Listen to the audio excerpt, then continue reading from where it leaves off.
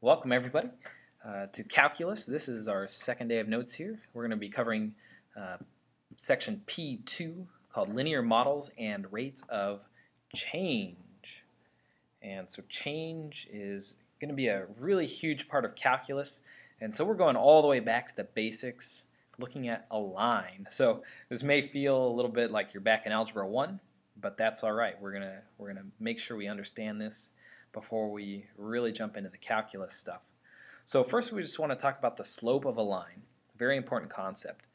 And the definition of the slope of a line that passes through these 2 points is m. Okay, that's the label we give it. And we get delta y over delta x, which also equals y sub 2 minus y sub 1 over x sub 2 minus x sub 1. And these are all different ways of saying the change in y over the change in x.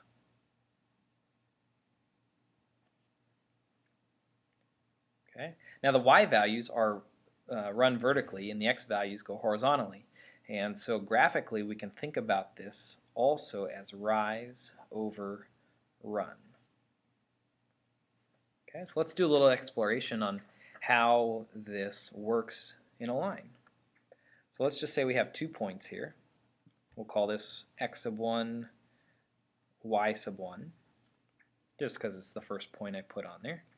And we'll call this point x sub 2, y sub 2.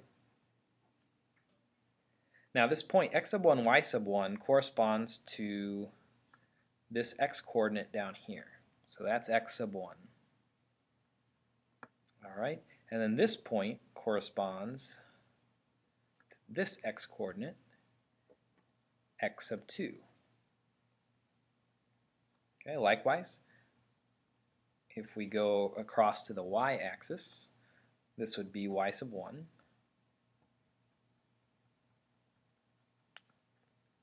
And then y sub 2. So many times in calculus we're going to use this type of drawing to help us understand the concept a little bit better. So what we're looking for is how many units does this rise compared to how many units does it run? Okay. Well, if we're looking for the rise, we're going to draw this over this way, and we get a nice little right triangle here. So the rise is right here, and we call it delta y. And you can see if we want to find this, we would just do y2 minus y1. And then our run is from here to here, and if we look, that's going to be delta x. That's going to be x sub 2 minus x sub 1. So there we can see here the ratio of delta y over delta x. So just looking at these real quick, we're just going to categorize these slopes, whether they're positive, negative, or whatnot. So this right here, this would be considered to be a positive slope. You can probably fill these in along with me here. This one right here, this is going to be a negative slope. This one right here, we get a horizontal line, and we're going to say the slope here is 0. So it does not rise as it runs. And a vertical line, this is going to give us a slope that is undefined. Okay. Now the undefined one, you can see here, if we have the 2 points, okay, whatever these are, if this is x sub 2 and this is x sub 1, okay, it can be comma whatever. But if we look at the m part, okay, and we do x sub 2 minus x sub 1, okay, what we see here is that the x values map down to be the same. So since they're the same, we would get a divide by 0, which is our problem. And that's why we have an undefined slope there. Alright, let's move on to graphing. So here I've just given you the 3 linear models that we're going to use to help us graph equations of lines. So the first one is the point slope equation, and you guessed it, you're given a slope m and a point, x1, y1. You can see where these things go. So your slope m goes right here, and then you plug in your point x sub 1, y sub 1 right here. So it's always going to be y minus whatever y coordinate equals m, the slope, times x minus the x coordinate. Another common form here is the slope-intercept equation. In this equation, if you're given the slope of m and the y-intercept, we're going to call that 0, b, we can see how to form this equation. So here's your slope, and there's your y-intercept. And notice that's the y value of the y-intercept, and the y and the x stay as variables. Your general form equation is special because you can write any line into this form. So here we have ax plus by plus c equals 0. And the big thing here is that your slope is going to be negative a over b. So if we transformed this into something like this, okay, let's just go ahead and do that real quick. We're going to see how this would work. So we got minus c, we're trying to solve for y. Oh, we should minus ax also.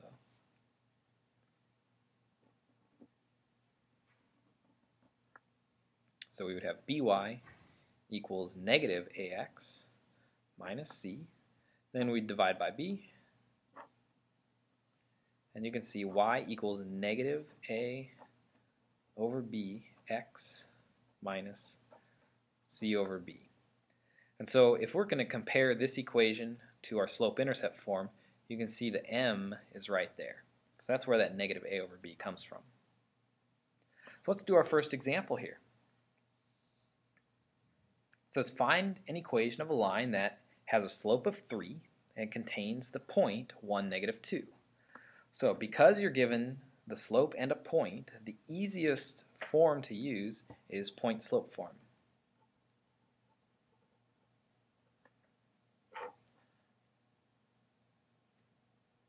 Alright, so again, that's just y minus y1 equals m times x minus x1. So if we're looking at our point here, we're going to call this x1 and y1, and our slope is m. So we're just going to substitute those values in now. Y minus negative 2 equals 3 times x minus 1. And we're just going to simplify this.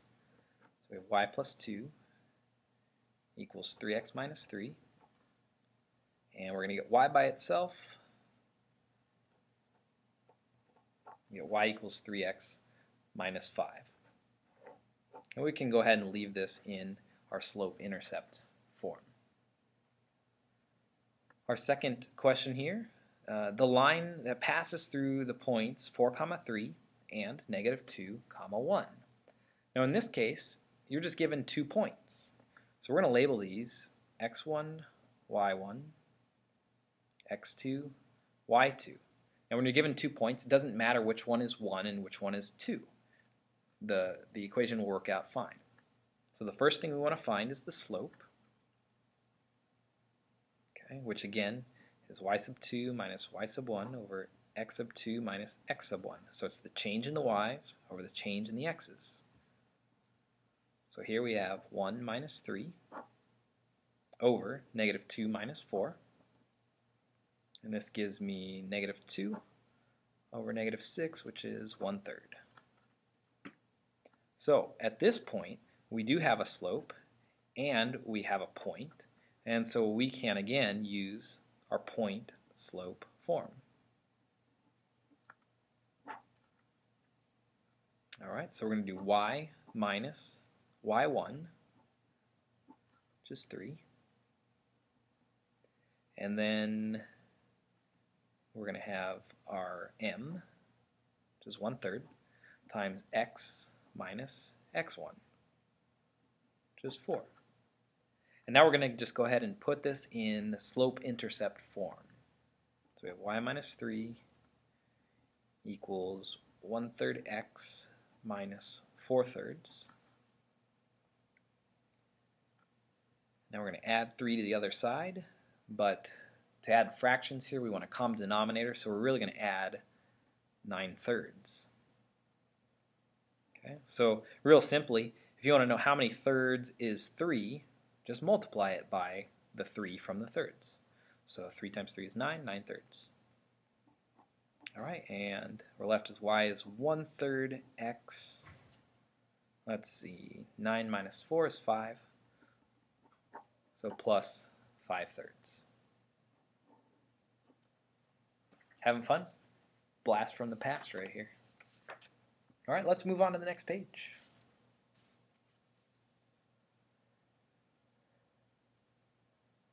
Alright, we're going to move on to sketching the graph of each equation. So the easiest way to sketch a graph is if it's in slope-intercept form. Okay, so our first equation is in slope-intercept form.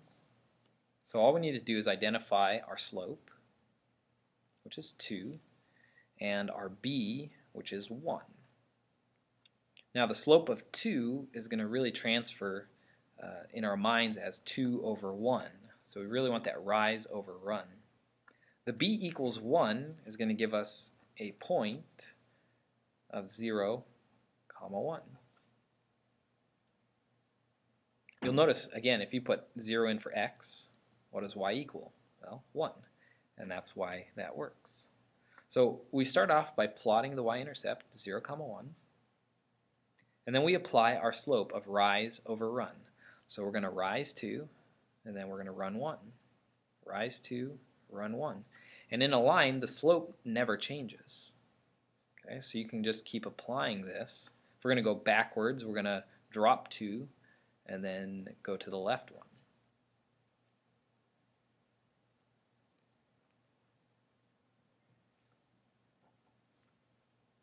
Okay, so you can kind of see our slope there, 2 over 1. For our next equation, we just have y equals 2. And if we were to write this in slope-intercept form, we would know that we would have to have 0x plus 2, because how many x's are up here in the y equals 2 equation? None. So now we have a slope of 0, and our y-intercept is going to be at 0, 2. So for a slope of 0, we talked about this earlier, we get a horizontal line.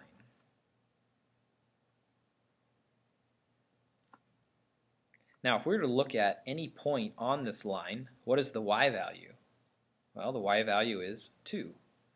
How about here? The y value is 2. And what do you know? Our equation is y equals 2. So it's all the points where y is 2 regardless of which x you choose. And there we go. In letter C, now we don't have an equation in slope-intercept form. So the easiest way to solve this is actually to get it into y equals mx plus b. So we're going to isolate the y. So first let's move over the constants. So we need to subtract x and add 6. And then we need to divide by 3.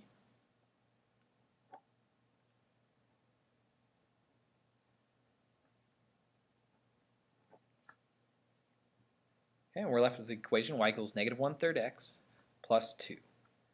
So we can pick our y-intercept at plus 2 and apply our slope of negative 1/3. So down 1 to the right 3.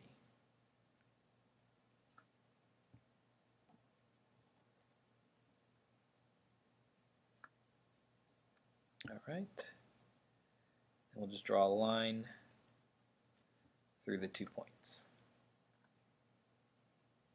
Alright, our next section is going to talk about parallel and perpendicular lines. So two lines are going to be parallel if and only if they have the same slope. That's all that matters.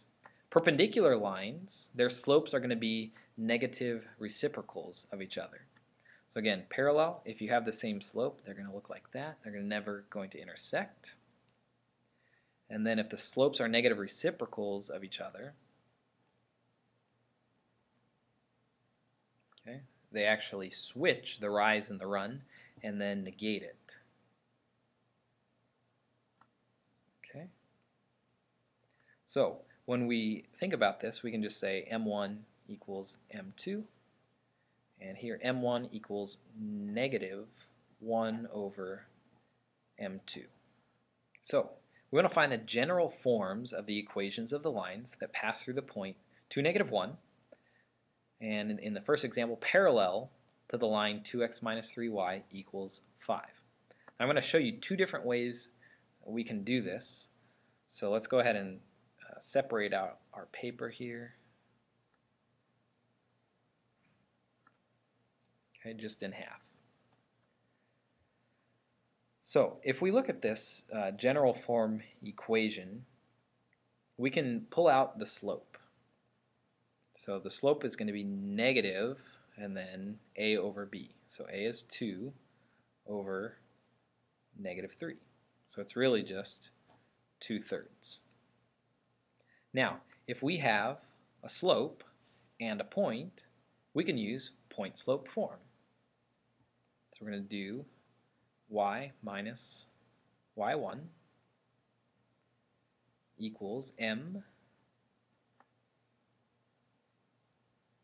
x minus x1. And at this point, all we need to do is get everything over to one side. Okay, so the first thing we need to do is get rid of the fractions. Or multiply by 3. And that's going to give us 3 times y plus 1 equals 2 times x minus 2. We'll distribute here. 3y plus 3 is 2x minus 4. And now we're going to move everything to the other side. So we get negative 2x plus 3y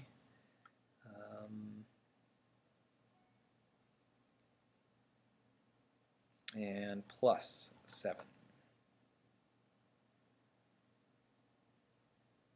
All right, and that's going to equal 0. And one last thing is we like to keep the x positive. All right, so we're just going to change the signs all the way across. So we get 2x minus 3y minus 7 equals 0.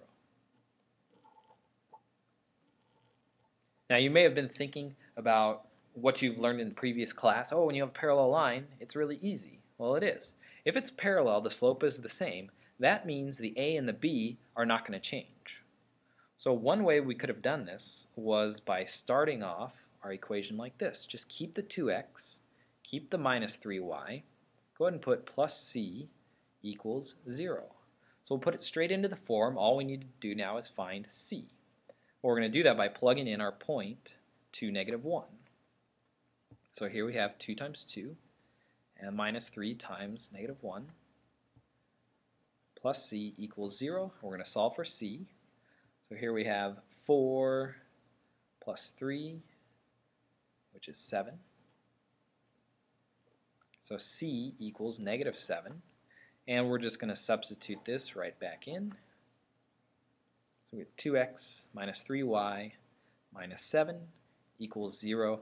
And you can see, verify that it works. All right, we're going to try example B in the same manner, and we're going to do two different ways. So go ahead and just split that down the middle there. So again, it's the same equation, 2x minus 3y equals 5. So we recall that the slope here was 2/3.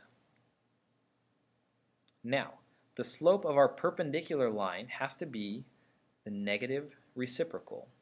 So our new slope is going to be the negative reciprocal. So it just means negate it and flip it. Now we're going to apply this to our point slope form, because this is our new m right here, and we're going through the point to negative 1. So it's just going to be y minus y1 equals our new slope of negative 3/2 times x minus 2. Now, if we want to solve here, we want to multiply by 2 to get rid of our fraction. So we have 2 times y plus 1 equals negative 3 times x minus 2. This gives us 2y plus 2 equals negative 3x plus 6. We're going to move everything to one side. So we get 3x plus 2y minus 4 equals 0. And that is in our general form.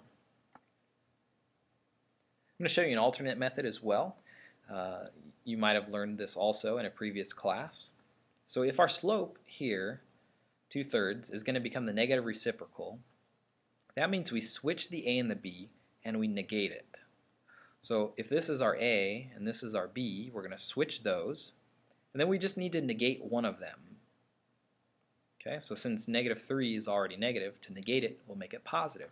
And so you can just start off by writing 3x plus 2y plus c equals 0.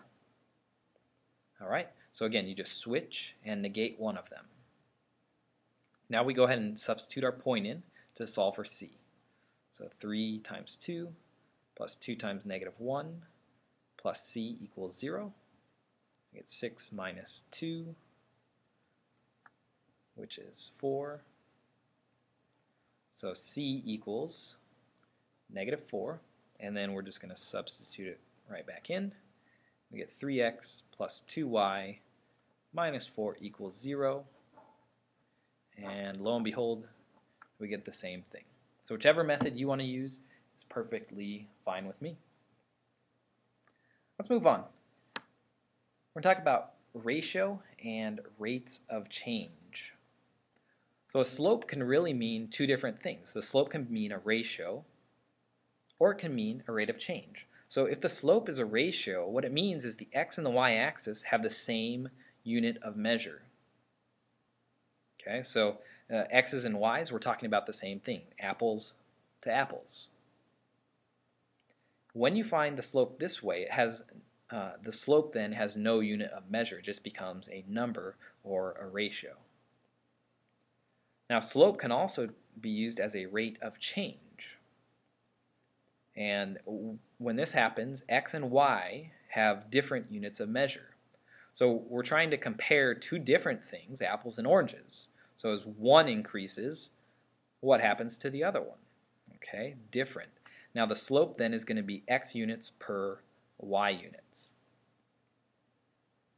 We also have two different types of rates of change. We have an average rate of change, and it's always calculated over an interval. Okay, so what we're talking about now is data or a line that is not straight. So we can find an average rate of change just by choosing 2 points on this graph. Okay, drawing a straight line. Now the slope of this line is going to be the average rate of change on this interval from x1 to x2. Okay, so this m represents an average rate of change. Now we can also talk about something called an instantaneous rate of change. We're going to talk about this a lot more in a future chapter. And this is the slope of a curve at a specific point. Okay, so it's a little different. If we have a curved line or a curve right here, we can pick a point anywhere on that curve, and we can determine its instantaneous rate of change. And this is going to be a very important concept in our first semester of calculus. This line right here that I can draw that only touches that one point on the curve. Now the slope of this line at this one point is going to be instantaneous.